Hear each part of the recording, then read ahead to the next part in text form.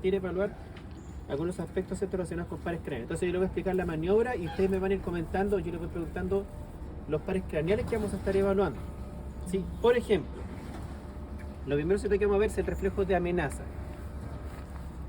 El reflejo de amenaza consiste en acercar la mano al paciente, o en este caso atravesar algún objeto y acercarlo. ¿Qué es lo que esperamos cuando nosotros hacemos una amenaza? Ya, dos reacciones.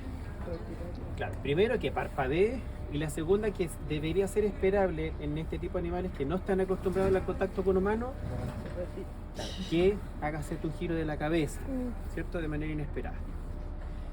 Ya, entonces, pregunta, ¿qué pares craneales estamos evaluando con esa maniobra?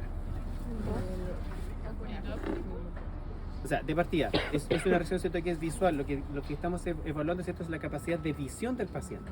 Ya, ¿y qué par craneal tiene que ver ese? 2. Perfecto, 2, óptico. ¿Sí? Ya, ese es fundamentalmente, como la capacidad visual. Ojo, lo estoy haciendo por un lado. La idea cuando hacemos evaluación de pares craneales es que sea de manera bilateral. Ya, pero además implícitamente cuando el paciente hacemos esa maniobra, el paciente además parpadea. Por lo tanto, hay 2 pares craneales más que estamos evaluando. Oculomotor no es tan propio del parpadeo. Perfecto. Ramas del nervio facial y ¿qué otros nervios tienen que ver con la inervación de párpado? No, abducen no. Trigémino, ¿sí? 5 y 7, perfecto. Entonces, parpadeo con esos 2, ¿cierto? Pero fundamentalmente reacción, ¿cierto?, en este caso visual.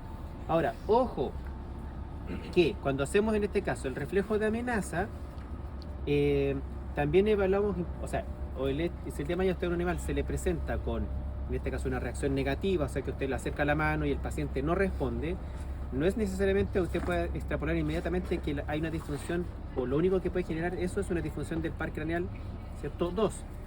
¿Por qué? Para que el animal responda también es una respuesta que es más integradora. Por ejemplo, la integridad del ojo o alguna patología ocular también puede ser que el animal no tenga buena visión y o que la lesión radique más que en el nervio, que radique a nivel del lóbulo occipital, que es donde en este caso se interpreta o se forma la imagen a nivel cerebral. ¿Sí? Eso. Ya, reflejo de amenaza. ¿Qué otro reflejo podemos hacer en estos pacientes? Mire, ¿qué estoy haciendo? Estoy haciendo táctilmente, estoy tocando los párpados del paciente. Palpebral. Perfecto. Ese reflejo se denomina palpebral, ¿cierto? Que en este caso, ¿qué pares craneales estamos evaluando? Facial. Lo acabamos de mencionar, ¿cierto? Trigémino y facial, ¿cierto? Va en la misma línea. Súper. Ya. Y hay otra maniobra, ¿cierto?, que en este caso les voy a señalar, que es, ¿cierto?, nuestro paciente le voy a abrir el ojito y se lo estoy tocando con la punta del dedo.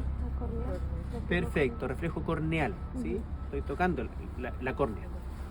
Ya. ¿Y qué es lo que en este caso? Bueno, están ustedes a distancia, pero cuando usted hace el reflejo corneal, lo que debería esperar son 3 cosas. Ya, la primera, parpadeo, ¿cierto? Ya lo fuimos viendo. En segundo lugar, que es tanto más importante, hay una retracción del globo ocular, ¿sí?, ¿cierto? Entonces vamos viendo, el parpadeo ya lo hemos mencionado. ¿Y la retracción del globo ocular con qué tiene que ver? ¿Con qué pares craneales? La retracción, que el globo, ¿cierto?, haga ese efecto, ¿cierto?, de la retracción de los músculos. ¿Con qué pares craneales? Oculomotor. Parte del oculomotor. ¿Qué más? Y estos pares craneales que ya vamos a también a seguir desarrollando, abducen, por ejemplo, ¿sí?, que tienen que ver con la inervación de estos músculos, que tienen que ver con la rotación de los ojos, ¿sí? Y el otro efecto que también se produce es la protrusión del tercer párpado, ¿ya?, que da el mismo sentido. Ese es el reflejo corneal. Al inicio del semestre le pedimos a ustedes... No, pero si yo tengo la mía. Yo tengo que tenerla. ¿Dónde la dejé? Ya, présteme alguna a ustedes. Yo la tenía. Ya, déjame. Ya, entonces, acérquese por favor. Ya. Bueno, y está bien, en este caso estas linternas también, ¿cierto? Son adecuadas, porque la idea es que ahora vamos a hacer, de que se denomina es como acercar la fuente de luz al ojo. Entonces, ¿qué es lo que estoy evaluando?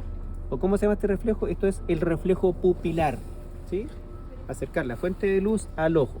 Ahora, poner atención en lo siguiente, estoy explicando la maniobra, muchas gracias, ¿cierto? Pero ojo, no lo estoy haciendo, y quiero ser bien enfático con esto, no lo estoy haciendo en un ambiente adecuado, ¿sí? Porque hay mucha luz. Si necesitásemos de verdad hacer la evaluación en serio y o tenemos dudas o evaluarlo en serio, hay que hacerlo en un ambiente oscuro. ¿Ya? ¿Y por qué? El reflejo pupilar, ¿qué es lo que evalúa? ¿O cuál es la respuesta esperada?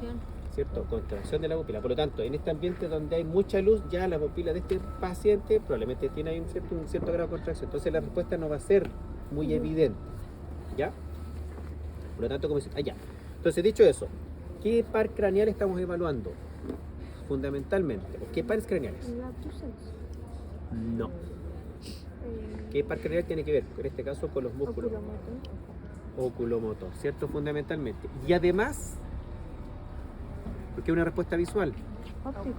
Óptico, ¿cierto? Perfecto. Súper. Óptico y el oculomotor. Excelente. Ya. Existe otro reflejo que probablemente se lo van a mencionar cuando tengan la clase de centro neurológico, sobre todo de especies menores, que se denomina, hay un reflejo que se denomina que es consensuado. O sea, cuando aplicamos la fuente de luz, por ejemplo, en el ojo derecho, exacto, hay un cierto grado de respuesta que es menor, evidentemente, en la pupila contralateral, ¿cierto? A la izquierda. Ahora, el consensuado en estas especies es más difícil de evaluar por dos razones. Se fijan, bueno, primero el tamaño del animal y más aún que la posición de los ojos, ¿cierto? Es más lateral, ¿cierto? Hago la comparación un poquito, ¿cierto? Un poco burda. Hacer el reflejo consensuado en un gato es re fácil, pues. Los ojos son más frontales, más chiquititos, qué sé. Aquí es más difícil. Probablemente, y si usted necesita evaluarlo, probablemente va a necesitar de la ayuda de alguien, ¿sí? Como que usted mientras aplica la fuente de luz o alguien le aplica la fuente de luz a este ojo, usted debe evaluar el contralateral, ¿sí? Cuando vayamos a la oveja nos vamos a dar cuenta que en ovejas quizás lo podemos hacer, ¿sí? Pero en bovino es más difícil. ¡Afuera! ¡Sí! Gracias. Ya, ¿cierto? Reflejo pupilar.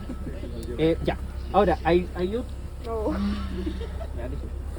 Ya, ahora, hay otros dos pares craneales. En este caso, ¿qué pares craneales llevamos? ¿Cierto? Hemos hablado. Yo siempre me lo acuerdo mejor es por número. 2, ¿cierto? Óptico, oculomotor, trigémino y facial. Ya, pero el 4 y el 6, ¿cuáles son? ¿Cierto? Y troclear. Perfecto. Ya, esos dos, algunos ya lo hemos mencionado, el reflejo, ¿cierto? Este de corneal, pero esos dos pares craneales también, ¿con qué tienen que ver? Porque, como insisto, hay otro aspecto que, bueno, ella es una paciente que está neurológicamente sana, bueno, también eso es todo lo que tenemos acá, pero esos dos pares craneales también tienen que ver con otro signo clínico.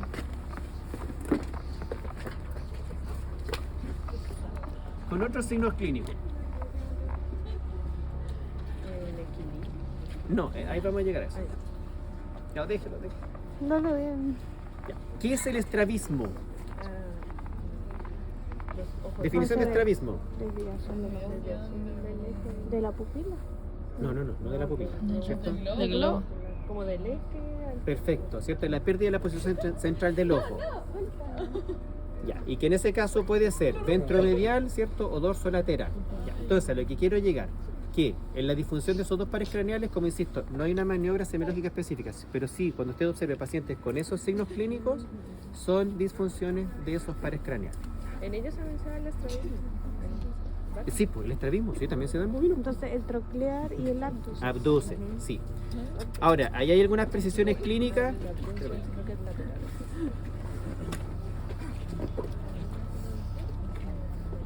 Sí, lo que usted está comentando. En el caso pueden haber algunas precisiones respecto a que si estrabismo ventromedial o dorsolateral, respecto de cuál de los dos pares craneales pudiese estar involucrado. ¿Ya? Y hay otro signo clínico que se relaciona con esos dos pares craneales, pero también con el octavo.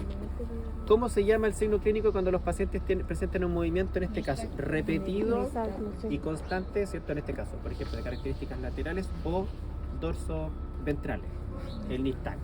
¿Ya?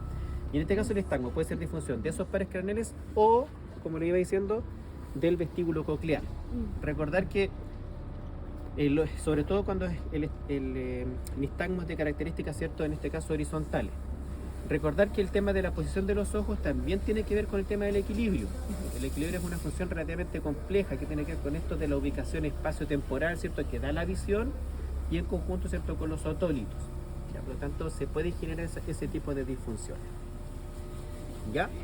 Entonces tenemos pares craneales 2, 3, 4, 5, 6, 7, 8. Nos van quedando ya 9. Me interesa el 9. ¿Cuál es el 9?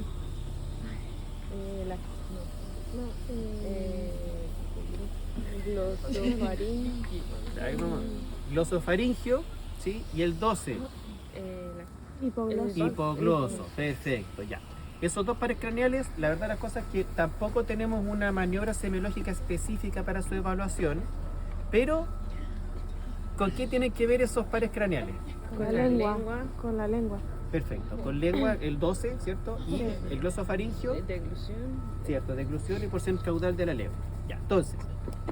Oh, ya. Ya fue ahí. ¿Quieres pero la adolescencia. Te veo. Ya, ¿cierto?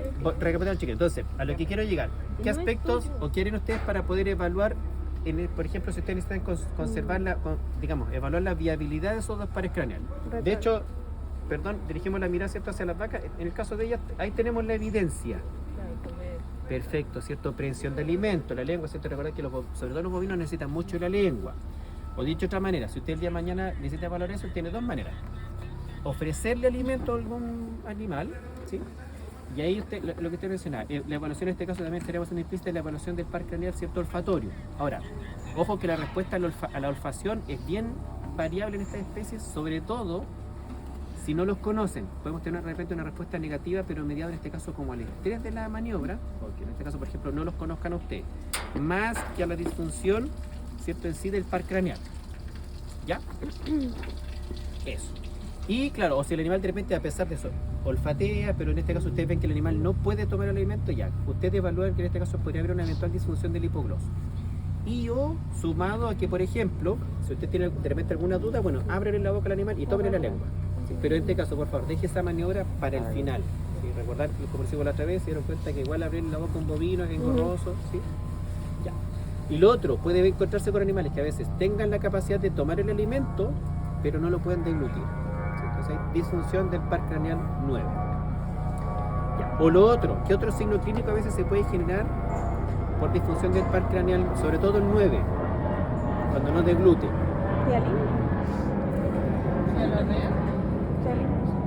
Exacto, ¿cierto? Que ustedes van a ver que clínicamente se van a encontrar con el paciente y cuando lleguen, ¿cierto? Va a haber una protrusión, ¿cierto? De saliva por cadera bucal. Claro, y ese por animal no puede deglutir, ¿sí? Ya, cuando es de carácter neurológico.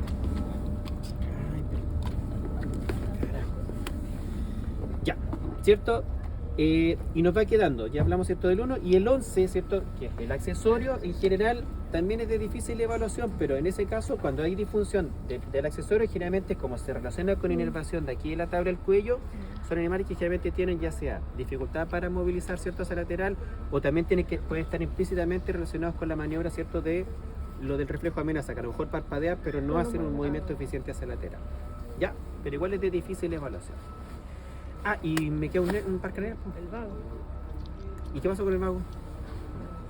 Tiene muchas formas de evaluarse. Claro, es que inerva mucho.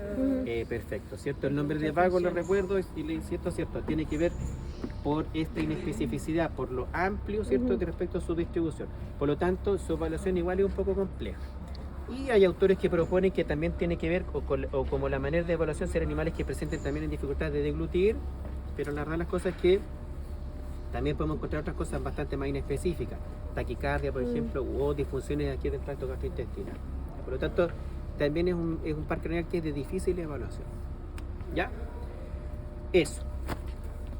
Entonces, terminamos el examen de pares craneales, luego continuamos hacia caudal con